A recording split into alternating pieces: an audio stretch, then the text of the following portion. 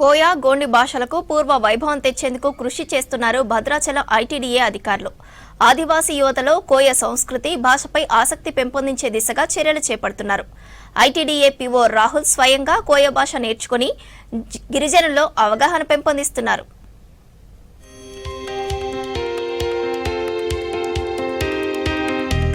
ఇక్కడ మనం చూస్తున్న శుభలేఖలో పూర్తి వివరాలను కోయ భాషలోనే ముద్రించారు. పాల్వంచకు చెందిన కన్నరాజు, జగదీష్ కాలనీకి చెందిన పూణె లక్ష్మీ శరణ్యల వివాహ శుభలేఖ ఇది. పూర్తిగా కోయ భాషలో ముద్రించిన ఈ పెళ్లి శుభలేఖను ఐటీడీఏ పీఓ రాహుల్ కు స్వయంగా అందజేశారు. పందీర్, పెళ్లి ముహూర్తం, మా సొంత నార్, కబూర్, కరంగానూర్ ఇయాల్ అంటూ కోయ భాషలో శుభ ఘడియలు, వేదిక, విందు, ఆహ్వానించువారు ఇలాంటి వివరాలను పొందుపరిచారు. కోయ భాష దినోత్సవం సందర్భంగా పీఓ రాహుల్ ఈ శుభలేఖను ఆవిష్కరించారు.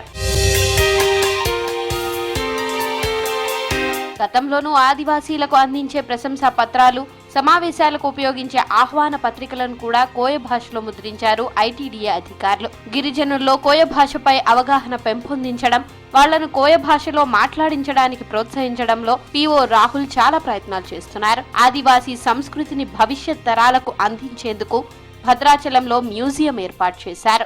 అలాగే స్వాతంత్ర, గణతంత్ర దినోత్సవ ఆహ్వానాలను సైతం కోయ భాషలోనే ముద్రించారు. కోయ భాషలో పెళ్లి పత్రిక ఇవ్వడం ఆనందంగా ఉందన్నారు పీఓ రాహుల్. ఆదివాసీ యువతలో తమ భాష, సంస్కృతి పట్ల ఆసక్తిని పెంచేలా ఈ కార్యక్రమం ఉందన్నారు. కోయ భాష అభివృద్ధికి మరిన్ని చర్యలు తీసుకుంటామన్నారు రాహుల్.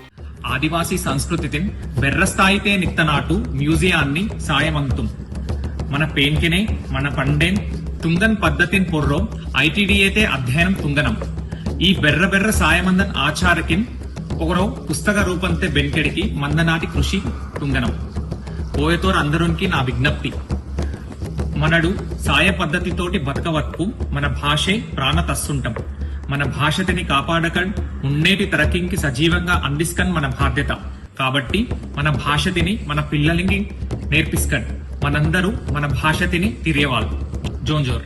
ఆదివాసీల సంస్కృతిపై ప్రత్యేక అధ్యయనంతో ఆదివాసీ తెగల ఇలవేల్పుల చరిత్రను సేకరిస్తున్నారు ఐటీడీఏ అధికారులు. నేటితరం గిరిజన విద్యార్థులు, యువతీ యువకులకు కోయ భాషపై మక్కువ కలిగేలా విస్తృత కార్యక్రమాలు నిర్వహిస్తున్నారు.